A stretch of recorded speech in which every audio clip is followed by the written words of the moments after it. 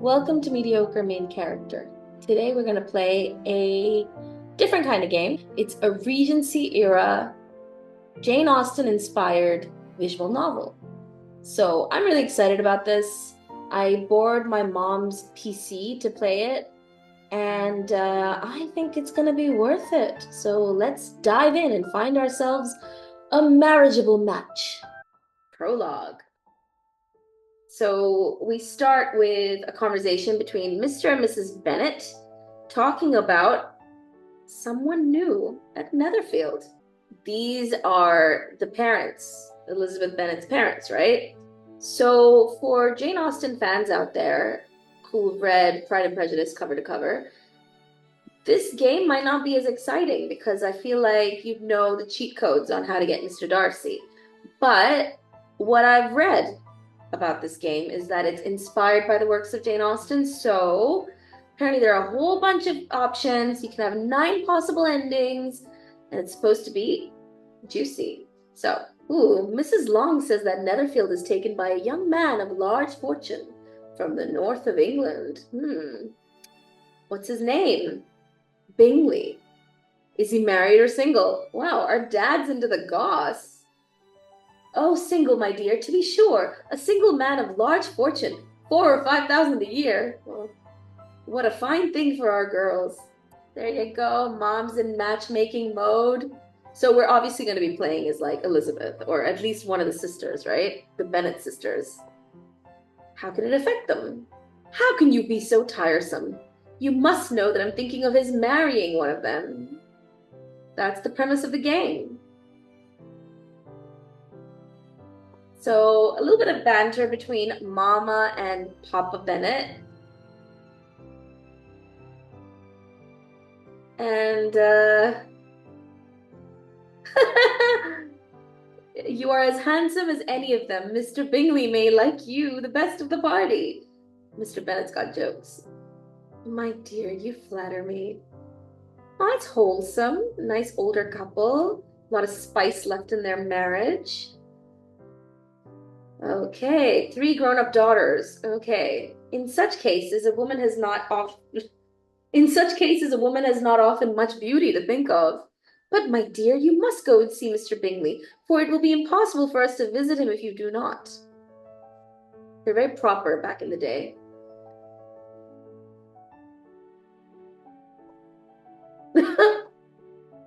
You take delight in vexing me. You've no compassion for my poor nerves. Oh, Mr. Bennet is sweet. I hope you'll get over it and live to see many young men of 4,000 a year come into the neighborhood.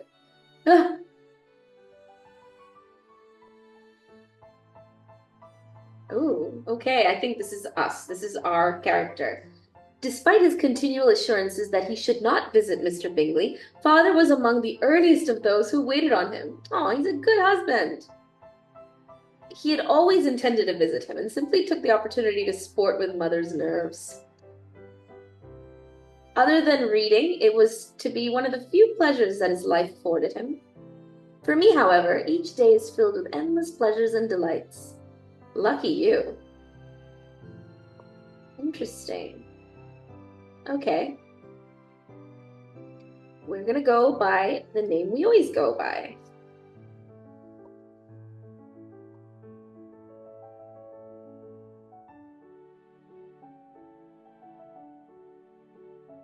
Interesting. Okay, so we're 20 years old. We're the second of 3. And we're stepping out into society to claim our place, whatever it might be. Basically finding a man. So we control her destiny.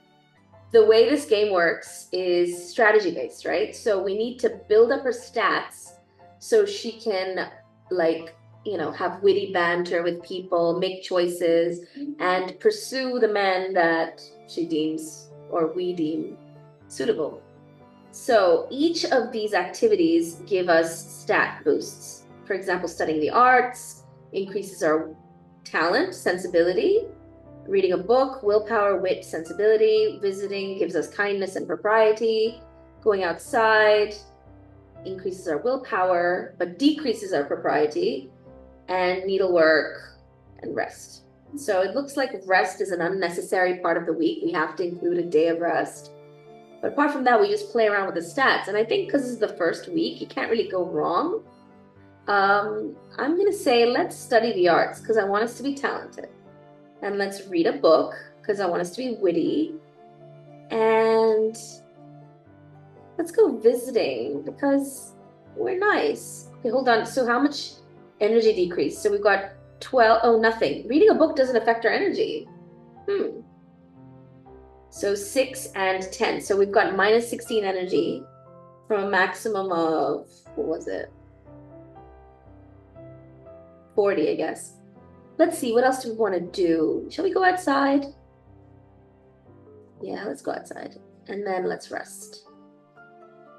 Let's get started. This is so cute. Gives us a breakdown on every day and our stats. Oh. Great. So the weekend is when the fun really begins. That's when we have activities. That's when we get to take our skills out on the road and meet some interesting new people. There you go. That's all there is to it.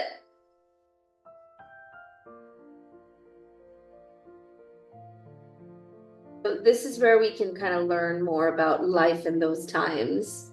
See, for example, propriety in Victorian times included a strict set of rules regarding rank and position. And so on and so forth. There are tons of these. I'm not going to go through all of them because I want to get it. Oh, wait. I don't want to quit. Okay, next. You know what? Let's save just in case. Save it. Empty slot. There we go. Single, to be sure. That's the title of the chapter. Interesting. So we have to replenish our energy every 4 to 5 days. Or we may fail at the tasks. Oops. It is very strategic. Okay, I'm really glad that we started this game and went through some of the rules. It's made to be played multiple times. Who knows? I might actually pursue all 9 possible endings. I don't know yet.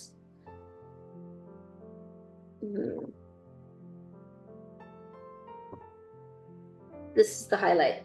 The weekend is when there are balls, dinner parties, and parlor discussions. Okay.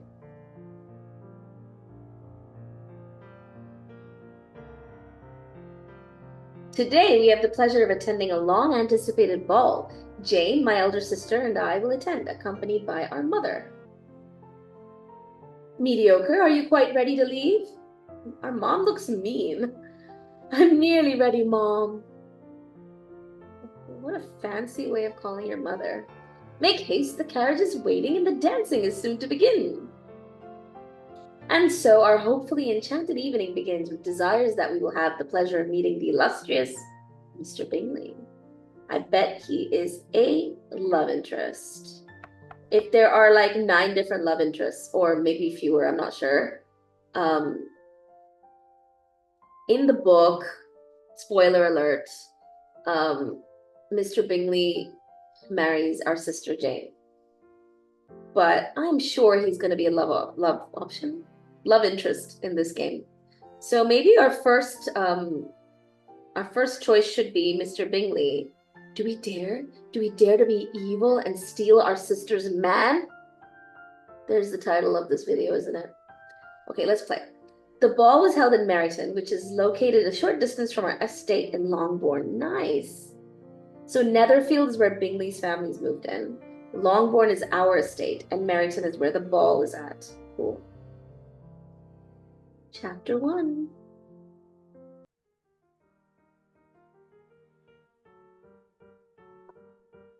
On the day of the ball, news arrived of Mr. Bingley bringing a large party of ladies and gentlemen with him. Wow, he travels with a posse. However, this proved not to be the case, as the party consisted only of Mr. Bingley, his 2 sisters, the husband of the eldest, and another young man. Oh, hello, Mr. Bingley. Mr. Bingley was a good-looking and gentlemanlike. He had a pleasant countenance and easy, unaffected manners. His sisters were fine women, with an air of decided fashion. They look really mean. They had an aura of superiority about them and appeared not totally comfortable in a country setting. Oh, there's Mr. Darcy. But it was his friend, Mr. Darcy, who soon drew the attention of the room by his fine, tall person, handsome features, and the report, which was in circulation within 5 minutes of his entrance, of his having an income of £10,000 a year. That's it. So we can either be a boyfriend stealer and take Bingley from Jane, or we can pursue Darcy because he loaded. Those are the options so far. It's a pleasure to make your acquaintance at last. Miss Jane Bennet, may I have the honor of dancing the second with you? Yes, Mr. Bingley, that's our sister Jane. And if it's like the book, then she's going to be an angel, just a pure, lovely person. Good. In the first dance, Mr. Bingley had danced with my good friend Charlotte Lucas.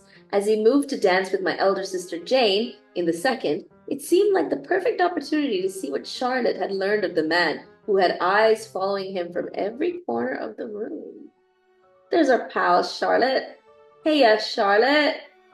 Hello, mediocre. It's good to see you. You as well. I see Jane is dancing with Mr. Bingley. Yes, an honor which I believe you had first. 'Tis true. Well, what did you think of the man? He was perfectly gentlemanlike. And quite well off. Indeed. A potential suitor, then? I should think so. In 9 cases out of 10, a woman had better show more affection than she feels. Before she has enough time to understand his character? Happiness in marriage is entirely a matter of chance. Charlotte! Aw, who hurt you? Knowing the dispositions of each other beforehand does not increase the happiness of the marriage in the least. It is better to know as little as possible of the defects of the person with whom you are to pass your life. Okay. First choice, baby. I'm going to say she doesn't believe what she's saying. I'm not going to call my friend old. That's rude. Charlotte has moved past the prime marriage years. Oh. Which can make one become a little less selective when considering potential suitors. However, I thought that pointing this fact out at the moment might put Charlotte on the defensive, so I thought better of it. I think we made a good choice. You make me laugh, Charlotte, but it is not sound. You know it's not sound, and that you would never act in this way yourself. Well, one never knows for certain, but even if you did, it doesn't necessarily follow that it would lead you to a better outcome. Okay, at least we did something right. Our friend likes us more. Excellent. This is cool. So we get to see the impact of our choices immediately. That's amazing. Scarcity of gentlemen. While sitting, I saw, and was close enough to overhear, a conversation between Mr. Darcy and Mr. Bingley, who came from the dance for a few minutes to press his friend to join in. Come, Darcy, I must have you dance. I hate to see you standing about by yourself in this stupid manner. Bingley's fun. He's a jovial guy, you know, kind of 2D, not much depth, but he's a nice fella, you know, a girl could do worse. You had much better dance. I certainly shall not. The ever-pleasant Mr. Darcy. You know how I detest it, unless I am particularly acquainted with my partner. At such an assembly as this, it would be insupportable. Your sisters are engaged, and there is not another woman in the room whom it would not be a punishment for me to dance with. What an ego!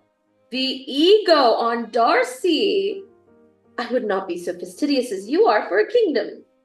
Upon my honor, I never met with so many pleasant girls in my life as I have this evening, and there are several of them who are uncommonly pretty. You are dancing with the only handsome girl in the room. That's true, our sister's gorgeous. Oh, she's the most beautiful creature I've ever beheld. He's so cute. I don't want to steal him from Jane. I want our sister to be happy. But that would be juicy, wouldn't it? I gotta think about it. But there is one of her sisters sitting down just behind you, who is very pretty and I dare say very agreeable. Is that us? Oh, Mr. Bingley thinks we're pretty? Do let me ask my partner to introduce you. Which do you mean? He's talking about us. She is tolerable, but not handsome enough to tempt me? This guy, though. It's true to the book. He's a douche. Why? What is with these dating sims? Like, why do they always make the one that we're meant to be with, quote unquote, douchey? Like, is this subliminal messaging telling women to always go for the jerk? Because who knows, behind their crusty exterior lurks the heart of a beating poet. I'm in no humor at present to give consequence to young ladies who are slighted by other men. So he thinks we're blah, and he thinks we're only not dancing because no one asked us? This guy. No wonder it's called Pride and Prejudice. Like, he's all over town wounding Madame Pride. At the same time, he's proud. So are we prejudiced? It's been too long since I read the book. Let's get into it. You had better return to your partner and enjoy her smiles. You're wasting your time with me. Mr. Bingley followed Mr. Darcy's advice and returned to the dance floor. Mr. Darcy, whose eyes I'm sure met mine for a moment when Mr. Bingley pointed me out, stayed where he stood. Look at us. I stood stunned for a moment. Tolerable? Slighted by other men? I immediately walked to join my friends, intent on indulging my playful disposition by sharing the story of what had transpired. We're cool. We're taking it like, this douche, you know? We're not hurt by it, which is good. More than I could say for myself. It was altogether too ridiculous to do anything other than mock and ridicule it. Soon thereafter, just before the sixth dance began, Mr. Bingley approached. So we're choice number 6. Miss Bennet, may I ask the pleasure of you being my partner for the next dance? Sure. Should dance with him. If we're saving him for our sister, maybe we shouldn't dance with him. But I am intrigued by the possibility of us seducing him away from Jane. I'm so evil. I think it'll be fun, though. By the way, I'm an only child in real life. Okay. Yes, I would be delighted, Mr. Bingley. So what do you think of the dance this evening? I'm going to praise it. I'm not being negative. I confess I always enjoy a ball, and this one has been particularly enjoyable. I'm loving every moment of it. That is just what I think. The evening is ending much too quickly for me. I think I must throw a ball myself as soon as possible. Mr. Bingley seemed most moved by my response, smiling broadly and continuing with very amiable conversation throughout the rest of the dance. He's a fun guy, and he likes us. That's great. After the end of the dance, Mr. Bingley asked if he might introduce me to his sisters. Oh, these gals. I forgot about them. Allow me to introduce my sisters, Miss Caroline Bingley and Mrs. Louisa Hurst. It's a pleasure to meet you, Miss Bingley and Mrs. Hurst. The pleasure is all ours, I'm sure. So, how do you find the society here in Meryton? I like it very well. You don't find it very confined and unvarying? It, I suppose, is not much like the society of London, but we find great enjoyment and amusement with the company we have. As well you should, I'm sure. She is so rude. I'm sure there are those who feel that certain types of society are simply beneath them, but we have no such pretense here. Nice comeback. Of course. Look at their eyes narrow, like, I saw the anger in the eyes of Mr. Bingley's sisters. Their dislike of me will likely damage my relationship with Mr. Bingley. Damn. Okay. So if we do want to seduce Mr. Bingley, we need to build up our kindness in the first chapter. I am going to... Should I play that again? Okay, you know what? I'm going to make this the Bingley edition. Bingley only. We're stealing our sister's boyfriend. Should we do that? Yes. Yes, we're gonna do that. Yes.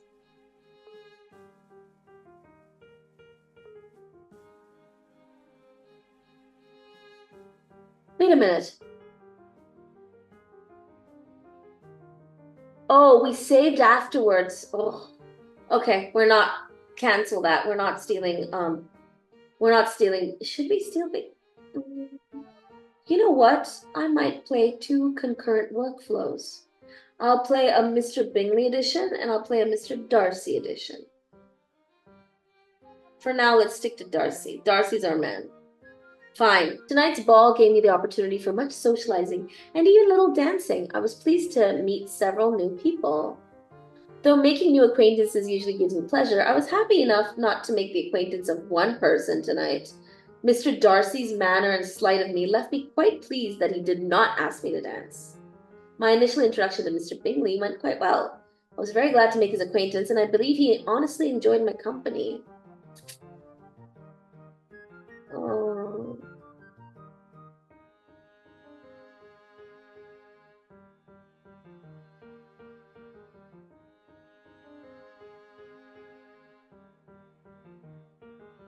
Oh. Oh, Jane danced with Bingley twice. Give us the tea, sis. Jane? Yes, mediocre. So, what did you think of him? Think of who, mediocre? By the way, ignore the background graphics. It's upside down. We're in our bedroom. Dear Jane, you know of whom I speak.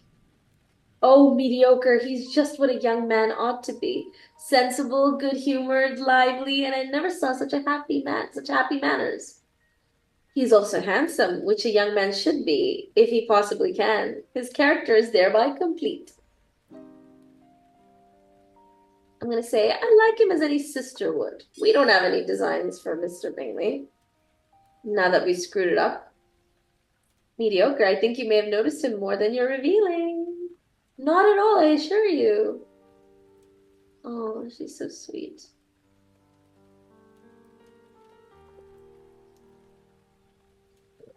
We love our sister. For now.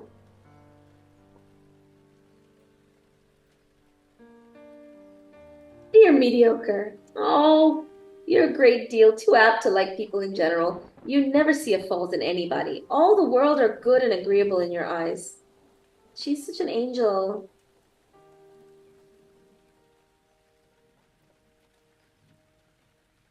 Our sister likes us more. I'm gonna say I liked his sister, so my sister doesn't feel bad. Should I do that? I'm gonna say I don't like him because it's true. The sisters suck.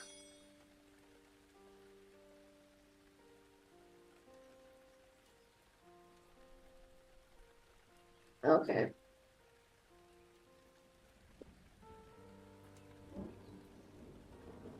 I did hear about your overhearing his discussion with Mr. Bingley. How did you hear that? Though to his defense, Miss Bingley did tell me that he never speaks much. Interesting.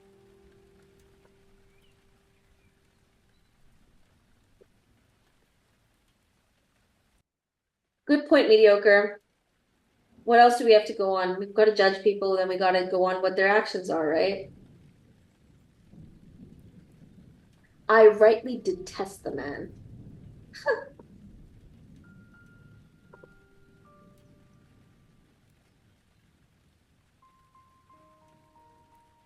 Interesting story so far.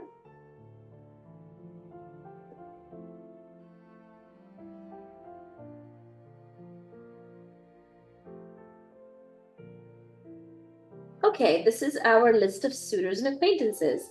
Mr. Bingley is higher than neutral. He likes us, he's okay, but he's not a love interest anymore. Darcy doesn't like us at all. He doesn't hate us, but he's like, oh, disdain. Oh. Okay, go back. Oh, oops. Oops. No. No, no. Damn it. I didn't mean to do that. Okay, so I pressed the wrong button and closed the game, but I like it so far. And I really want to play a bitchy Bingley edition where we just stake claim on our sister's beau. Can we do that? Let's do that.